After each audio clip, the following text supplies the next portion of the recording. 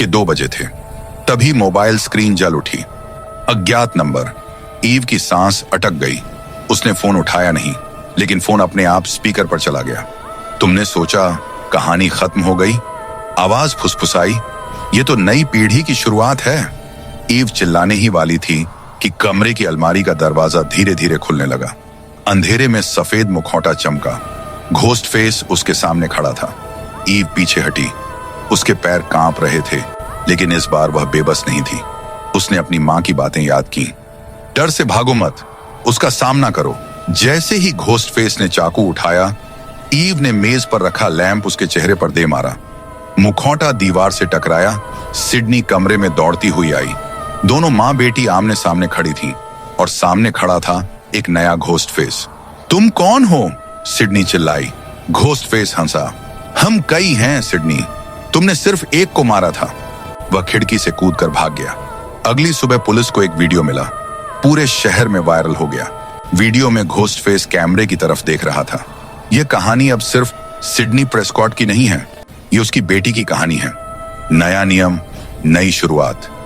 Ewe ने video देखा और पहली बार उसकी आंखों में डर के साथ गुस्सा भी था।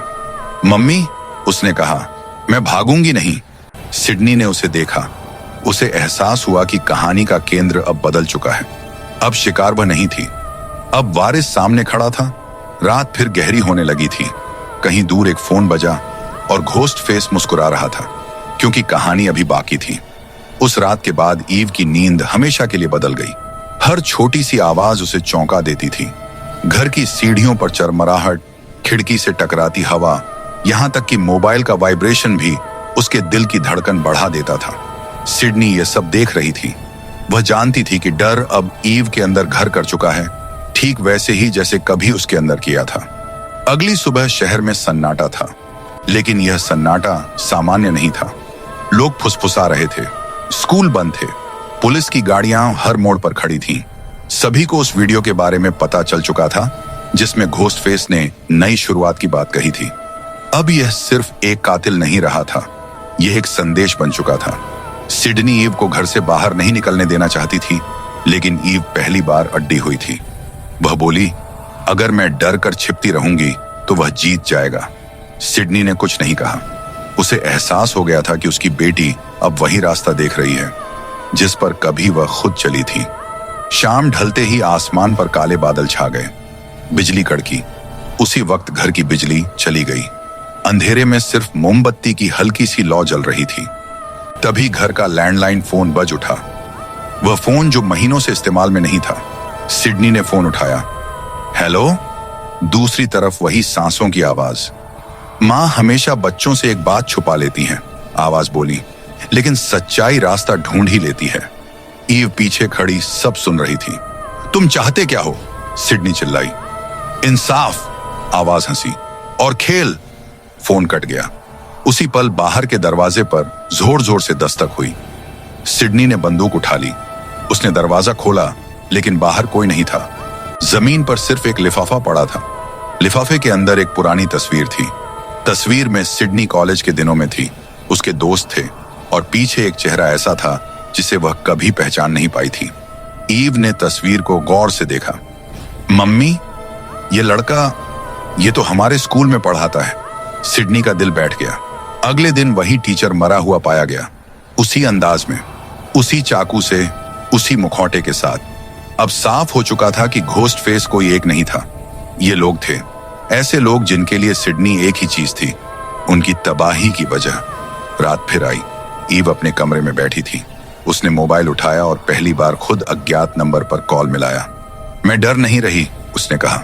अगर खेल है तो मैं भी खेलूंगी। कुछ सेकंड बाद फोन बजा। अच्छा लगा, आवाज बोली। तुम अपनी मां से अलग हो। ईव की आंखों में आंसू आ गए, लेकिन उसकी आवाज मजबूत थी। मैं वही हूं जो वह थी, और उससे ज्यादा भी। खिड़की के बाहर किसी के कदमों की आहट सुनाई दी। सिडनी कमरे में आई। दोनों मां बेटी एक दूसरे को देखकर समझ गईं कि अब पीछे हटने का कोई रास्ता नहीं है। घोस्ट फेस बाहर अंधेरे में खड़ा मुस्कुरा रहा था, क्योंकि अब कहानी सिर्फ डर की नहीं थी, अब यह लड़ाई थी, और यह अभी शुरू हुई थी। रात और भी गहरी हो चली थी। बारिश की बूंदें खिड़कियों से टकरा रही थीं, जैसे कोई अंदर आने की कोशिश कर रहा हो। घर के बाहर लगी स्ट्रीट लाइट बार बार झपक रही थी। सिडनी ने पर्दे हटाकर बाहर देखा, लेकिन सड़क खाली थी। फिर भी उसे महसूस हो रहा था कि कोई है जो अंधेरे में छिपकर हर हरकत पर नजर रखे हुए है। ईव कमरे में बैठी अपने हाथों को देख रही थी। उसके हाथ कांप नहीं रहे थे। यह बात उसे खुद हैरान कर रही थी। डर अब भी था, लेकिन उसके नीचे कहीं गुस्सा पल रहा था। वही गुस्सा जो सिडनी की आंखों में सालों पहले दिखाई देता था। अचानक घर की पिछली दीवार से कुछ गिरने की आवाज आई। सिडनी ने बिना समय गंवाए बंदूक उठा ली। दोनों धीरे धीरे रसोई की तरफ बढ़ी। फर्श पर कीचड़ भरे जूतों के निशान थे, जो दरवाजे से होते हुए सीढ़ियों की तरफ जा रहे थे। कोई घर के अंदर आ चुका था। सीढ़ियों से ऊपर जाते हुए ईव की सांस तेज हो गई। हर सीढ़ी पर लगता था जैसे कोई पीछे खड़ा है। ऊपर पहुंचते ही उन्हें ईव के कमरे की दीवार पर खून से लिखा एक वाक्य दिखा। कहानी तुम्हारे बिना अधूरी है। ईव ने दीवार को छुआ। उसकी उंगलियां कांप गईं, लेकिन उसने हाथ पीछे नहीं खींचा। वह मुझे बुला रहा है, उसने धीमी आवाज में कहा। उसी पल मोबाइल बज उठा। इस बार नंबर छुपा हुआ नहीं था। स्क्रीन पर लिखा था एक नाम, वही नाम जो तस्वीर में था, वही शिक्षक जो कि 2 बजे थे।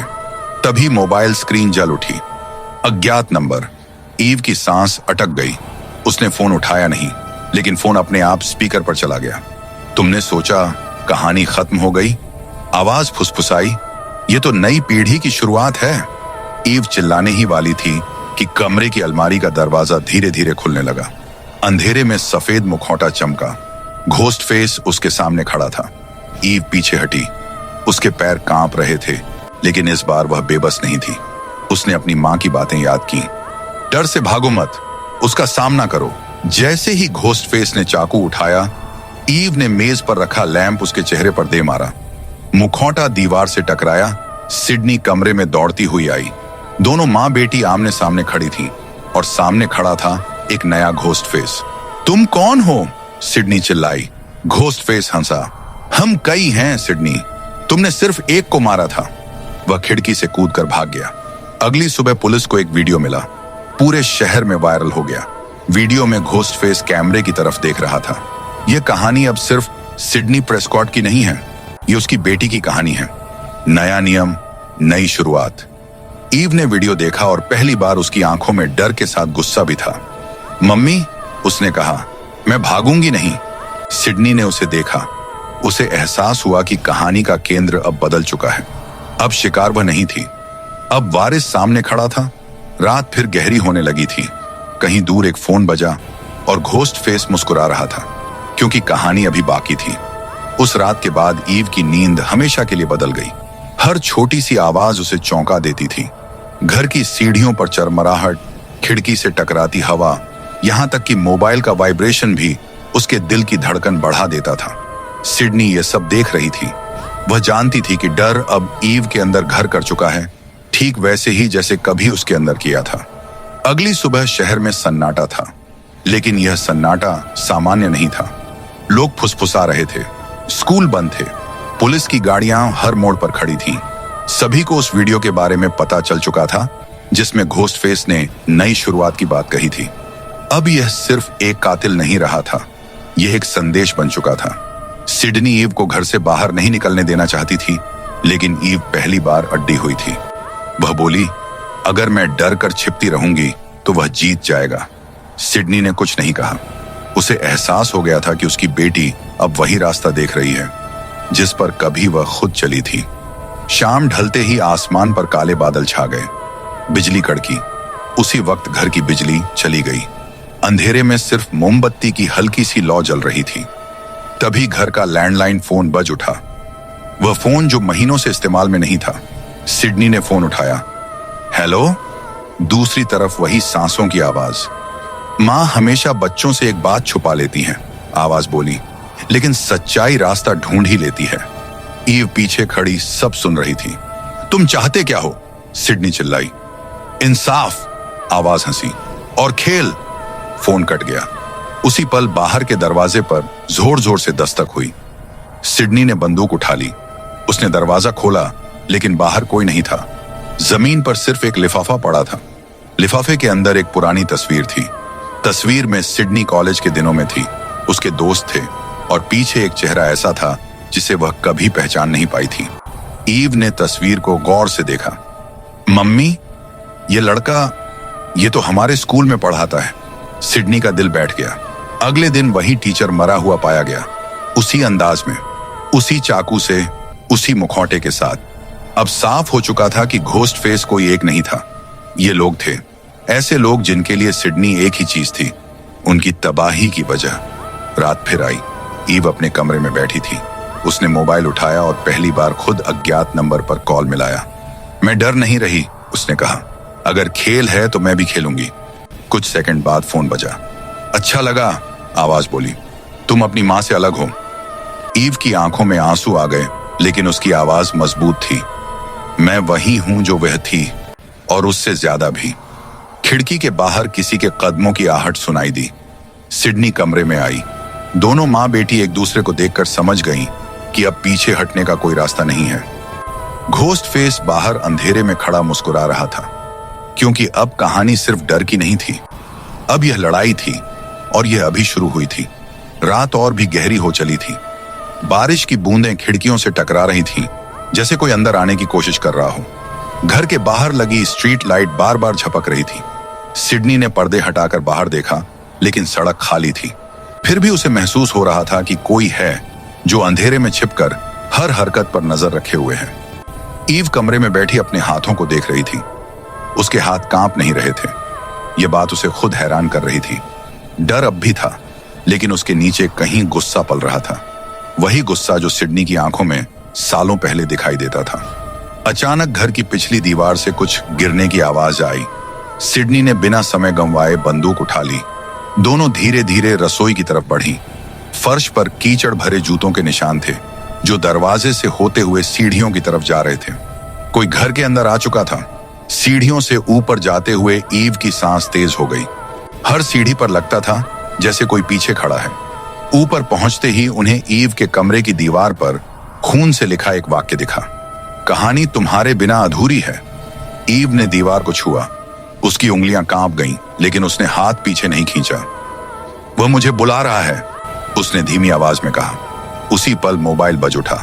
इस बार नंबर छुपा हुआ नहीं था। स्क्रीन पर लिखा था एक नाम, वही नाम जो तस्वीर में था, वही शिक्षक जो मर चुका था। ईव ने फोन उठाया। मरे हुए लोग फोन नहीं करते, उसने कहा। दूसरी तरफ से हंसी सुनाई दी। कहानी में कुछ किरदार मरकर भी जिंदा रहते हैं। सिडनी ने फोन छीन लिया। अगर तुम मुझे चाहते हो तो सामने आओ, वह चिल्लाई। नहीं, आवाज बोली। अब केंद्र तुम नहीं हो। फोन कट गया। अगले ही पल घर के बाहर जोरदार धमाका हुआ। शीशे टूट गए, धुआं भर गया। सिडनी और ईव नीचे गिर पड़ी। जब धुआं हटा तो सामने खड़ा था घोस्ट फेस। इस बार अकेला नहीं, उसके पीछे एक और साया खड़ा था। दो घोस्ट फेस, एक ने चाकू उठाया, दूसरा कैमरा। नई कहानी रिकॉर्ड हो रही है, वह बोला। लड़ाई शुरू हुई। सिडनी ने एक को गोली मारी, लेकिन वह गिरा नहीं। ईव ने पास पड़ा लोहे का रॉड उठाया और दूसरे के सिर पर दे मारा। मुखौटा गिर गया। नीचे एक जाना पहचाना चेहरा था। ईव का स्कूल फ्रेंड, वही लड़का जो हमेशा शांत रहता था। तुम? ईव फुसफुसाई। लड़के की आंखों में पागलपन था। हम सब तुम्हारी मां की गलती का नतीजा है। दूसरा घोस्ट फेस पीछे से वार करने ही वाला था कि सिडनी ने उसे धक्का देकर सीढ़ियों से नीचे गिरा दिया। वह नीचे गिरकर बेहोश हो गया। पुलिस की सायरन सुनाई देने लगी। लड़का हंसते हुए बोला, तुम जीत गई, लेकिन खेल खत्म नहीं हुआ। उसने अपने गले में छुपी सुई निकाली और खुद को चुभो दिया। कुछ ही सेकंड में उसकी सांस रुक गई। सब कुछ शांत हो गया, लेकिन सिडनी जानती थी यह शांति झूठी है।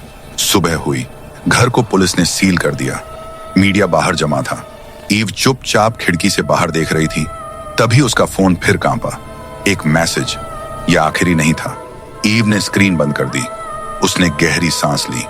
अब वह समझ चुकी थी यह कहानी उसे छोड़ने वाली नहीं थी, और इस बार वह भागने वाली नहीं थी, क्योंकि घोस्ट फेस ने उसे नहीं चुना था, कहानी ने चुना था।